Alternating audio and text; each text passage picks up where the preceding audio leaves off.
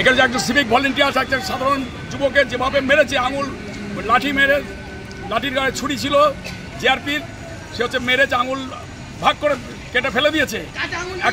একটা হচ্ছে কোনো অধিকার নেই এইভাবে হচ্ছে একজন নিরীহ মানুষকে মারার, সিভিকের তো মারার অধিকারই নেই। কোন অধিকার হচ্ছে একটা সাধারণ মানুষকে এইভাবে মারলো? তার হচ্ছে সমস্ত তদন্ত করে উপযুক্ত শাস্তি দিতে হবে জিআরপির কাছে।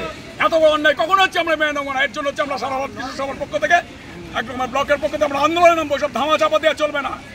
আমি ফিরে আসছি, ধামা চাপা দেওয়া চলবে না। আপনার নাম? আব্দুল খান, 1 নম্বর ব্লক কমিটির সম্পাদক।